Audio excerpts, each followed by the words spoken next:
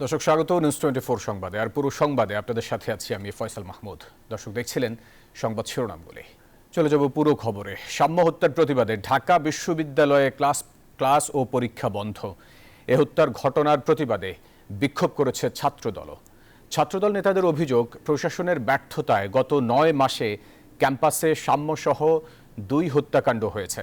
তদন্ত কমিটির প্রধান অধ্যাপক সিদ্দিকুর রহমান নিউজ 24-কে জানান, ঘটনার প্রকৃত কারণ অনুসন্ধানে কাজ করছে কমিটি।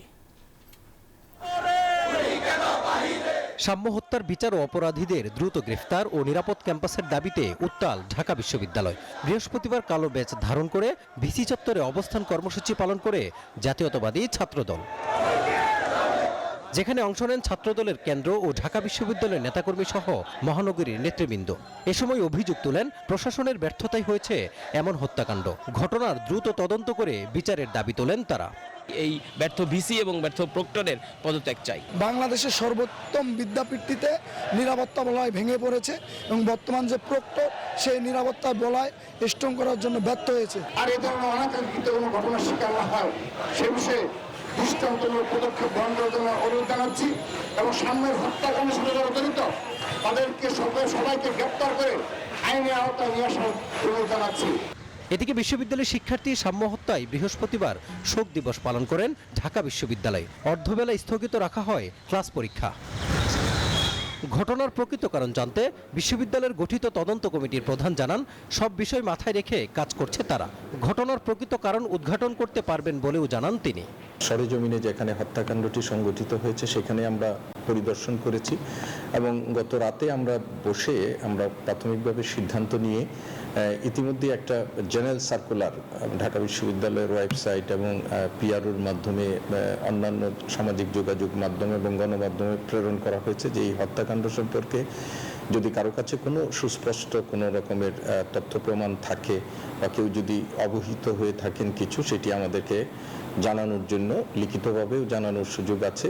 চেষ্টা করব আমাদের সীমাবদ্ধতার মধ্য দিয়ে বিশ্ববিদ্যালয়ের নির্ধারিত সময়ের মধ্যেই আমরা, যদি আমাদের পক্ষে সম্ভব হয়, তাহলে সেই রিপোর্টটি পেশ করার। আর শিক্ষার্থীদের অভিযোগ, সাম্য হত্যার পর নিরাপত্তাহীনতায় ভুগছেন তারা। দাবি জানান নিরাপদ ক্যাম্পাস গড়ে তোলার।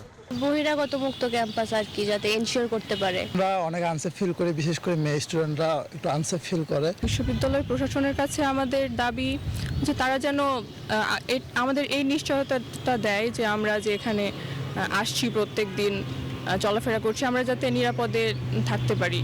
গেল মঙ্গলবার রাতে সোহরাওয়ার্দী উদ্যানে দুর্বৃত্তদের আঘাতে নিহত হন ঢাবি শিক্ষার্থী সাম্য। এই ঘটনায় এখন পর্যন্ত 3 জনকে গ্রেফতার করেছে পুলিশ। মাজহারুল ইসলাম, নিউজ 24, ঢাকা। সাম্য হত্যাকাণ্ডের পেছনে রয়েছে রাজনৈতিক ষড়যন্ত্র। বৃহস্পতিবার জাতীয় প্রেসক্লাবের সামনে এক মানববন্ধনে এই মন্তব্য করেন বিএনপির জ্যেষ্ঠ যুগ্ম মহাসচিব রুহুল কবির রিজভী। পুলিশ গ্রেপ্তার করেছেন 3 জনকে, 3 জন ভাবঘুরে। আমার তো মনে হয় এর মধ্যে রাজনৈতিক কারণ আছে। রাজনৈতিক কারণ না থাকলে এই ধরনের সাম্য, যার চেহারা সুদর্শন, সৌম্য, নাম তার সাম্য, তাকে হত্যা করবে কে? ভাবঘুরেরা কেন হত্যা করবে? 3 দফা দাবিতে কাকরাইল মোড়ে প্রধান উপদেষ্টার বাসভবন অভিমুখে সড়ক অবরোধ করে টানা 2য় দিনের মতো আন্দোলন করছে জগন্নাথ বিশ্ববিদ্যালয়ের শিক্ষার্থীরা। এদিকে আন্দোলনে একাত্মতা জানিয়ে শিক্ষার্থীদের পাশে দাঁড়িয়েছেন শিক্ষকরা। শিক্ষার্থীদের দাবি আদায় না হওয়া পর্যন্ত জগন্নাথ বিশ্ববিদ্যালয় কমপ্লিট শাটডাউনের ঘোষণা দিয়েছেন শিক্ষক সমিতির নেতারা। আবাসিক হল নির্মাণ না হওয়া পর্যন্ত শিক্ষার্থীদের 70% আবাসিক বৃত্তি প্রদান, 2025-26 অর্থবছরের জন্য প্রস্তাবিত পূর্ণাঙ্গ বাজেট কাটছাট না করেই অনুমোদন এবং দ্বিতীয় ক্যাম্পাসের কাজ পরবর্তী একনেক সভায় অনুমোদন করে অগ্রাধিকার প্রকল্পের আওতায় বাস্তবায়ন করার দাবিতে টানা 2য় দিনের মতো আন্দোলনে জগন্নাথ বিশ্ববিদ্যালয়ের শিক্ষার্থীরা। বৃহস্পতিবার সকাল থেকে বিশ্ববিদ্যালয়ের বাসে করে শিক্ষার্থীরা প্রধান উপদেষ্টার বাসভবনের অদূরে কাকরাইল মসজিদের সামনে অবস্থান নেয়। মৎস্য ভবনের এক পাশ ও প্রধান বিচারপতির বাসভবনের সামনের সড়ক অবরোধ করে আন্দোলনকারীরা।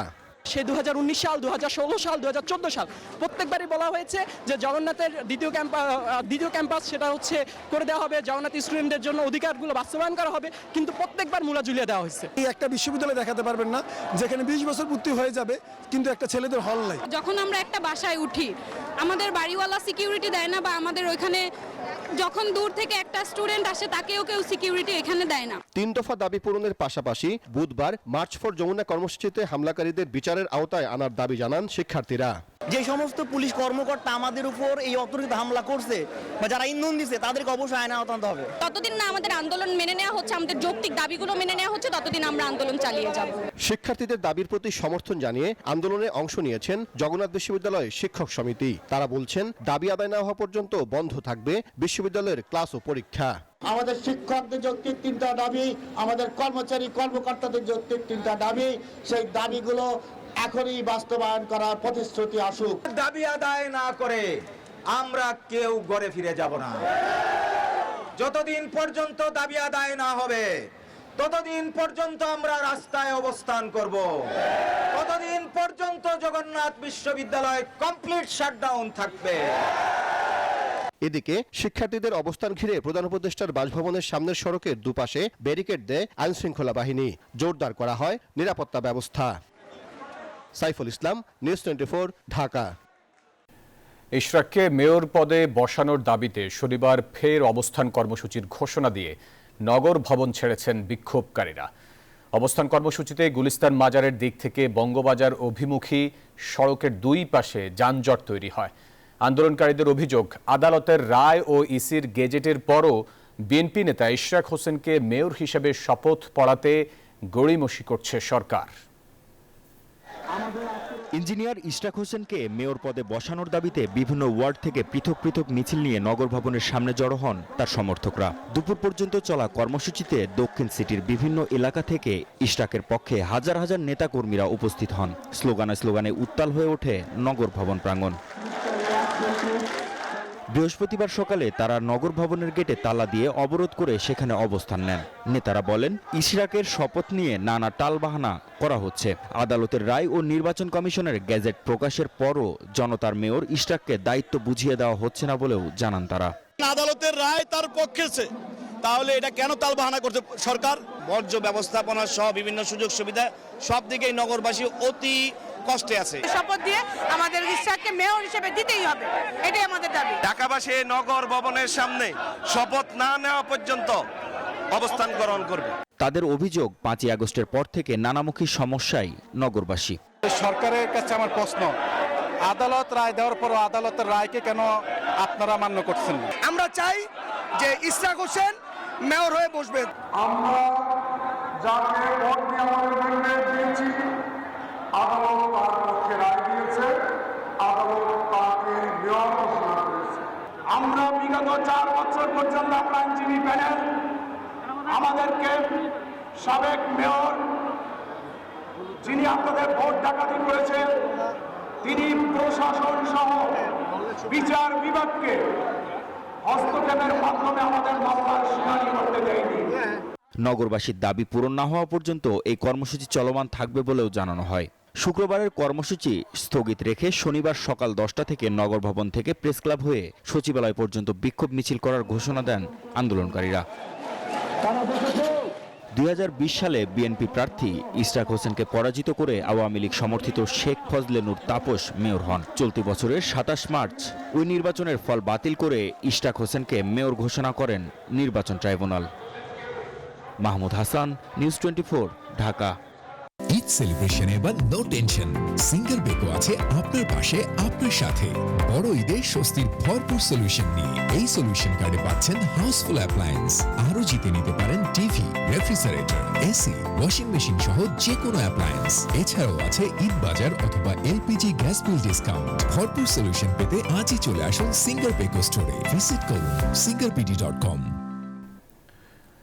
এদিকে জগন্নাথ বিশ্ববিদ্যালয়ের শিক্ষার্থীদের আন্দোলন সহ আরও বেশ কিছু কারণে নগর জুড়ে তীব্র যানজটের সৃষ্টি হয়েছে, আর এতে চরম ভোগান্তিতে পড়েছেন যাত্রীরা। গুলিস্তান, কাকরাইল আর শাহবাগ কেন্দ্রিক আন্দোলনের প্রভাব পড়ে পুরোটা শহরে।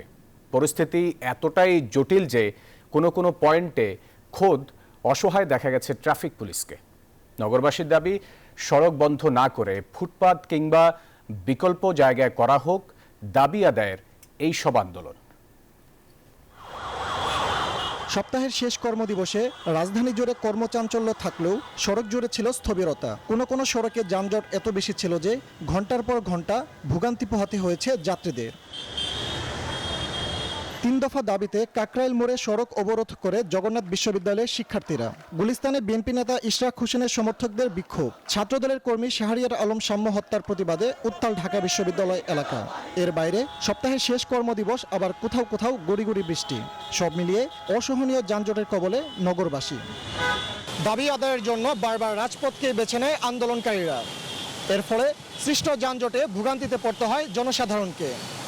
একদিকে আন্দোলনের ন্যায্যতা, অন্যদিকে জনদুর্ভোগ, এই দুয়ে মিলে মানুষের মাঝে রয়েছে মিশ্র প্রতিক্রিয়া। রাস্তাঘাট বন্ধ করে আসলে তো ন্যায্য দাবি আদায় করা যায় না, একটা প্রসেসিংয়ের মাধ্যমে আগানো উচিত। রাস্তায় প্রচণ্ড জ্যামের কারণে মানুষ খুবই একটা দুর্ভোগের মধ্যে পড়তেছে।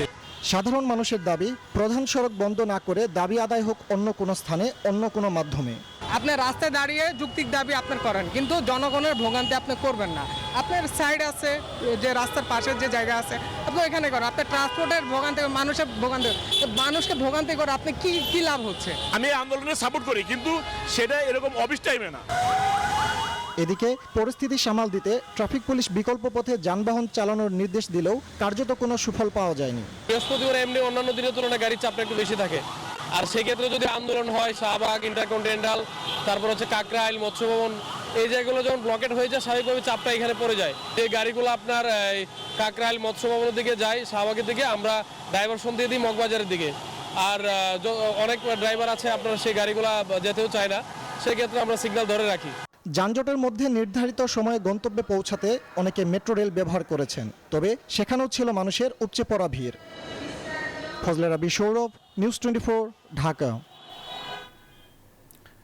অবশেষে বাংলাদেশের বন্ধ শ্রমবাজারের দ্বার খুলছে মালয়েশিয়া। প্রথম ধাপে 7,926 জন কর্মীর নাম চূড়ান্ত হয়েছে। দেশটির 3 মন্ত্রীর সাথে বৈঠকের পর শ্রমবাজার নিয়ে সুখবর দেন উপদেষ্টা ডক্টর আসিফ নজরুল। তিনি জানান, আগামী বছরগুলোতে আরও বড় সংখ্যায় বাংলাদেশি কর্মী নেয়ার ব্যাপারে নীতিগত সিদ্ধান্ত নিয়েছে দেশটি। যদিও বাংলাদেশিদের জন্য শ্রমবাজার আবারও খোলার জন্য কয়েকটি শর্ত জুড়ে দিয়েছে কুয়ালালামপুর। 3 সিন্ডিকেটের থাবায় গেল বছর মালয়েশিয়া যেতে পারেননি হাজার হাজার শ্রমিক। ভিসা জটিলতায় চোখের জলে তাদের বিমানবন্দর থেকে ফেরত আসতে হয়। সেই সাথে দেশটিতে শ্রমিক পাঠানোর ক্ষেত্রে চক্র তৈরির অভিযোগ তুলেছিল কুয়ালালামপুর। তবে অন্তর্বর্তী সরকার দায়িত্ব নেওয়ার পর এই বন্ধ বাজার আবার চালু করতে উদ্যোগী হয়। তারই ধারাবাহিকতায় বৃহস্পতিবার মালয়েশিয়ার পুত্রজায়ায় দেশটির স্বরাষ্ট্রমন্ত্রী সাইফুদ্দিন ইসমাইল এবং মানব সম্পদ মন্ত্রীর সাথে এক যৌথ সভায় মিলিত হন প্রবাসী কল্যাণ এবং বৈদেশিক কর্মসংস্থান উপদেষ্টা ডক্টর আসিফ নজরুল। বৈঠক শেষে আইন উপদেষ্টা জানান, চূড়ান্তভাবে মালয়েশিয়া যাওয়ার সুযোগ পাচ্ছেন বাংলাদেশি শ্রমিকরা। আমরা অনেক আলোচনা করেছি, তো তারা বলেছে তারা ব্যাচ ওয়াইজ নেবে। তো প্রথম ব্যাচ হিসাবে 7,926 জনের তালিকা ওনারা চূড়ান্ত করেছেন, এবং এটা খুব অল্প সময়ের মধ্যে ওনাদেরকে মালয়েশিয়াতে কাজ করার সুযোগ দেওয়া যাবে, এই প্রক্রিয়া শুরু করে দিয়েছেন ওনারা। এছাড়া ভিসা জটিলতা, রিক্রুটিং এজেন্সি সহ নানা ইস্যুতে ফলপ্রসূ আলোচনা হয়েছে বলে জানান উপদেষ্টা আসিফ নজরুল। বাংলাদেশ থেকে সবচেয়ে বেশি লোক নেবেন ওনারা, যেটুকু আশ্বাস আমরা পেয়েছি। তো আমরা অনুরোধ করেছিলাম বাংলাদেশে যারা রিক্রুটিং এজেন্ট আছে তাদের সবার জন্য যেন উন্মুক্ত করে দেওয়া হয়, যাতে সবাই লোক পাঠানোর সুযোগ নিতে পারে। এটা আমরা অনেক ভালোভাবে বুঝিয়ে বলেছি, তো ওনারা বলেছেন ওনারা এটা ভালোভাবে বিবেচনা করে দেখবেন।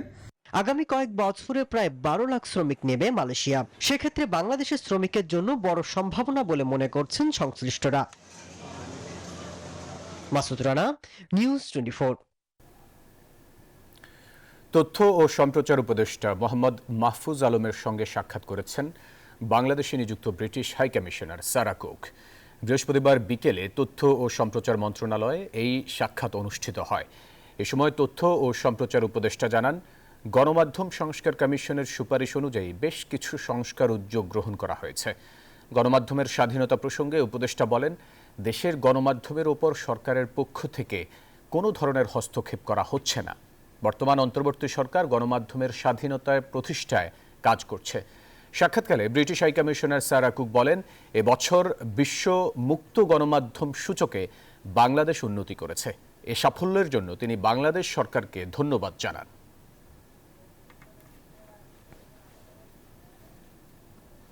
একটা বিরতির সময় হলো, সাথে থাকবেন।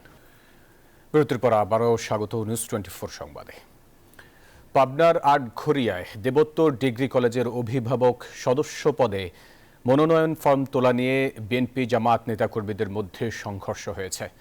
বৃহস্পতিবার দুপুর থেকে সন্ধ্যা পর্যন্ত দফায় দফায় এই সংঘর্ষের ঘটনা ঘটে। এ সময় বিএনপি ও জামায়াতের অফিস এবং 23টি মোটরসাইকেল ভাঙচুর করা হয়।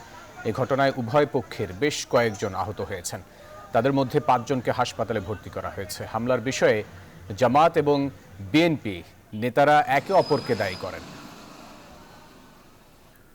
অর্থ বাণিজ্য সংবাদ।